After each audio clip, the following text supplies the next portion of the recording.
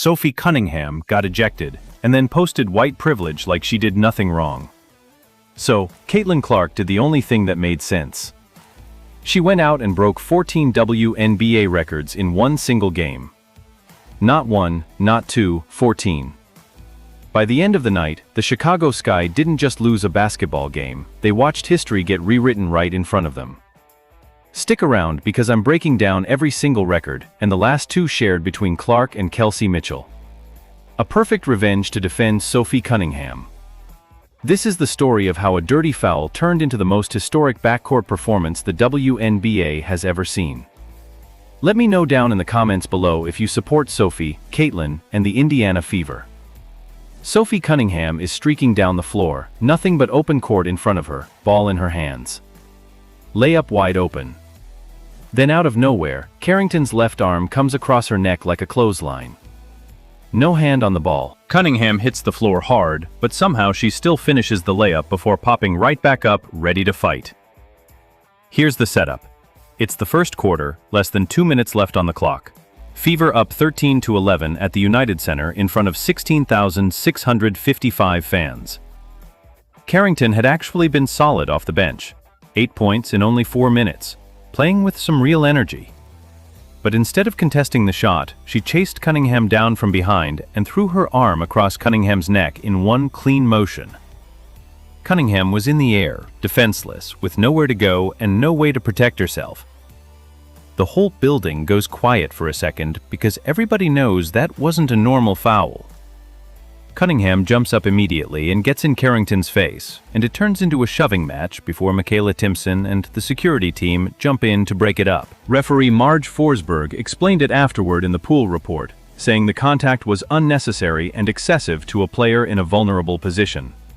That's the language that matters here, because a normal hard foul doesn't have a wind-up, and it doesn't have a follow-through across somebody's neck. This one checked every box refs look for, so Carrington's night ends right there with an automatic ejection, and Cunningham heads to the line for 2 free throws with Indiana keeping the ball. Cunningham didn't hold back afterward either. She called it unnecessary and flat out said it looked intentional, adding that she's never even spoken to Carrington before and has no idea where the extra aggression came from. Her tone starts almost confused, like she's trying to make sense of it, and by the end she's just annoyed. Basically saying if Carrington wanted attention, she got it. Tyler Marsh, the Sky's head coach, saw it completely different in the moment. Stephanie White landed somewhere in the middle. She agreed the flagrant 2 was the right call, but she also defended Carrington's competitive streak, saying she didn't think Carrington meant to catch her across the neck like that, and reminding everyone that Carrington plays hard against everybody, not just Indiana. None of that is what people are still talking about though. What blew this up is what Carrington posted right after getting tossed. She put up white privilege in all caps on Threads and tagged the Fever's account directly. Then later she posted August 23rd on Twitter with a smiling emoji, pointing straight at the next matchup between these two teams. Cunningham shut that down fast, saying this had nothing to do with race and pointing out she got ejected for the same thing last year and owned up to it then, too. So, now you've got a flagrant foul, an ejection, and a social post turning one moment into a full storyline. Nobody in WNBA history has ever done to a team what Caitlin Clark did to Chicago on August 8th. Not once, not even close. By the time the final buzzer sounded, Clark had 11 records to her own name, Kelsey Mitchell had 1, and the two of them shared 2 more together.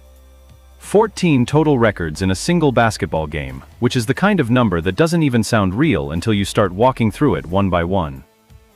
Start with the October 5th 25 game.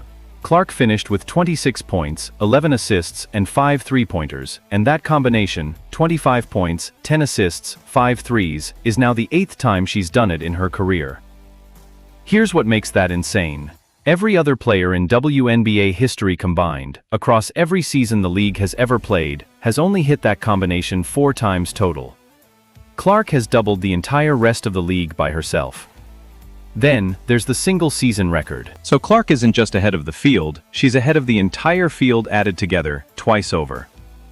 Career-wise, this was Clark's 12th game with 25 points and 10 assists, and she's it in just 81 games played.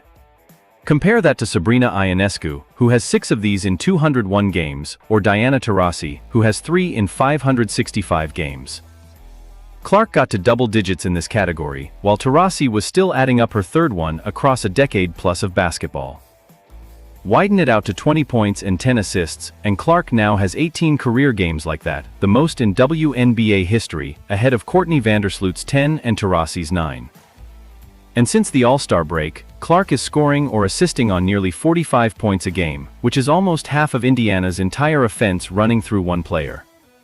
No one in league history has ever carried that kind of share on their own back. Then you get to what the league is calling points created, scoring plus assisting. She now has 15 career games with 50-plus points created, and she's the only player in WNBA history with more than 10. Taurasi has 10, Ionescu has 8, and Clark just kept climbing past both of them like it's nothing. The speed records hit different, too. Clark became the fastest guard in league history to reach 600 points in a season, and the fastest player, guard or not, to hit 600 points and 200 assists in the same year. That's not about volume anymore. That's about how fast she's getting there compared to everybody who came before her. Her assist numbers back it up even further. Through 80 career games, Clark has 669 assists, which is the most in WNBA history at that point in a career. More than 70 assists ahead of second-place Ticha Penicheiro's 597. And on defense, Clark became the fastest guard ever to reach 100 steals and 50 blocks, doing it in 81 games ahead of Taurasi's 102. So much for the idea that she can't defend. One night, one player, 11 records with her name on them, and Chicago had a front-row seat to every single one. With 1 minute left in the third quarter, Caitlin Clark drives baseline, gets bumped off balance by Natasha Cloud, and stumbles out of bounds while trying to get rid of the ball. On her way out, she makes contact with Genesis Parman, a rookie official working the game. Parman calls a technical foul on the spot, claiming Clark intentionally sought out the official and used a forearm to do it. Clark's hands go straight up in disbelief, and she can be heard asking, "For what?" Clearly stunned that this is somehow being read as intentional, fans in the arena and watching at home start counting in real time because everybody knows what number this technical actually is. This is Clark's 8th technical foul of the season, and under WNBA rules, an 8th technical comes with an automatic 1-game suspension and a $1,500 fine. This is Clark potentially sitting out the Fever's next game, a nationally televised matchup against the Liberty on ESPN just 3 days later. Stephanie White wasn't having any of it in the press conference afterward. She got her own technical for arguing the call, and she didn't hide what she said to get it, admitting flat out her tech was for yelling, "That's bullshit," at the official, even though she'd been hearing worse language on the court the entire game. White called it a bad call point blank, describing it as incidental contact from a player flying out of control, not some deliberate forearm shove. Clark backed that up with Holly Rowe postgame, saying she'd already watched the replay herself and it wasn't intentional. And then she added she was hoping the league would rescind it. When asked if the team planned to appeal, Clark cut in before White could even answer and said, "It's already appealed." Which tells you she wasn't exactly worried. Here's the timeline. Fever GM. Amber Cox files the appeal almost immediately, reportedly before players even made it to the locker room for interviews. Reporter Scott Agnes tracked the whole thing and pointed out the league rescinded the technical just 140 minutes after it happened, which is about 2 hours and 20 minutes total. Agnes flat out said that turnaround has to be some kind of record for how fast the WNBA corrected itself. Out of 162 technicals called all season, the league had only rescinded 5 of them before this one. So, getting reversed in under 2.5 hours is not normal. It's the league moving fast because of exactly who was involved. Now, put that next to what happened with Carrington. A referee crew looked at a full clothesline to Sophie Cunningham's neck, upgraded it to a flagrant 2 on the spot, and that part everyone agrees was the right call. Clark bumps into an official by accident while stumbling out of bounds, and the league fixes it before she's even done with media. Carrington clotheslines a player and posts white privilege afterward, and the response takes its time. Clark ends the night still sitting at 7 technicals, fully cleared, fully eligible for Tuesday's game against New York. The suspension threat is gone completely. And with that hanging over nobody anymore, Clark's real night, the one that ends up rewriting the record book, is just getting started. If you're fired up for Caitlin, Sophie, and the Indiana Fever, don't forget to comment below and drop this video a like. While everybody's eyes were locked on Clark, Kelsey Mitchell was quietly stacking up her own piece of history right next to her. Mitchell finished the night with 27 points on 11 of 22 shooting, and for most of the game, nobody was even talking about the streak she was sitting on. That's a new WNBA single-season record, breaking the old mark of 15 set by A'ja Wilson. No one else in league history has ever strung together that many 20-point nights in one season. And Mitchell did it while playing next to the most talked-about player in the sport without stealing a single headline until the box score came out. What makes Mitchell and Clark so hard to deal with is how different their games actually are. Clark runs the offense, sees the floor a step ahead of everybody, and creates shots for other people as much as she creates them for herself. Mitchell attacks downhill, gets to the rim, pulls up in the mid-range, and knocks down catch-and-shoot threes the second she gets a sliver of space. Tyler Marsh, Chicago's own head coach, said it plainly after the game. Mitchell's downhill speed is second to none in this league. Her shot creation is second to none, and she brings constant pressure with no time for a defender to relax. That's exactly why the numbers between them got so absurd. Over the last 10 games, Mitchell is averaging 27.9 points a night, and Clark is averaging 23.7. And when you add those together, you get 516 combined points, the most by any backcourt duo over a 10-game stretch in WNBA history. Nobody in any era of this league has ever had two guards produce at that rate together for that long. And it's not just a hot streak, either. Because the second record they share is the most 25-point games by a backcourt duo in league history. Meaning this isn't one big night skewing the numbers. It's the two of them doing this over and over. Go back to why this game mattered so much in the first place. Every point Mitchell and Clark put up came against the exact team that put Sophie Cunningham on the floor with a clothesline to the neck just innings earlier in the same game. There's no version of this where Indiana needed to throw a punch back or start something physical. Chicago tried to adjust for it too. The Sky started trapping and hedging hard on Clark, sending extra bodies at her the second she touched the ball, daring anybody else on the floor to beat them instead. That opened the door for Mitchell, and she walked right through it, hitting back-to-back threes in the fourth quarter, both assisted by Clark. Right as Chicago cut the lead down to a one-possession game. Every time the Sky loaded up on Clark, Mitchell made them pay for it. By the time the final buzzer sounded, the box score showed 14 total records broken in one game. 11 belonged to Clark, 1 belonged to Mitchell, and 2 belonged to both of them together. All set against the same team that hurt their teammate a few quarters earlier. Chicago thought the flagrant foul rattled Indiana. Instead, it woke something up that the Sky couldn't put back to sleep, and just like that, the lead was down to 3 at 73-70. Indiana called timeout, and Clark answered right back with a 3 of her own at the 7:23 mark to push it to 76-70. That sequence tells you everything about how this game actually played out.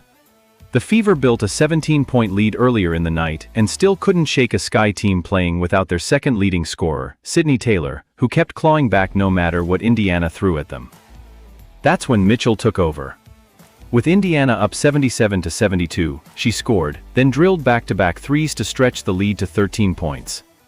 And both of those shots came off passes from Clark. The building was loud, the scoreboard was tightening every few minutes, and Mitchell kept answering every single time Chicago got close. This is the same stretch that pushed her to 16 straight 20-point games, breaking A'ja Wilson's record of 15. And she did it while burying the exact shots that killed Chicago's momentum every time it showed up. Aaliyah Boston held the middle together through all of it, finishing with 13 points and 11 rebounds for her 8th double-double of the season, shooting an efficient 6 of 8 from the field. When Boston came out with about 2.5 minutes left, Chicago immediately scored 7 straight points, and Stephanie White had no choice but to call timeout and put her right back on the floor. Indiana ran the very next play, straight to Boston in the post, and she scored what turned out to be her final basket of the night. Take her out of the game for even 90 seconds and the whole thing tilts back towards Chicago. Clark's fourth quarter wasn't about piling up her own points anymore. It was about finding the right pass. She finished with 26 points and 11 assists, and in the final minutes she kept locating Mitchell and the other shooters instead of forcing shots into a packed defense. Sheldon hit a 3 with 28.4 seconds left to cut it to 89-86, and the building got loud all over again. Clark stepped to the line with 17.9 seconds on the clock, missed the first free throw, then made the second to push it to a two-possession game. Chicago got one more look, but Natasha Cloud missed. Camila Cardoso missed both free throws with 4 seconds left, and Rachel Banham's three at the buzzer didn't fall. Final score, 90-86.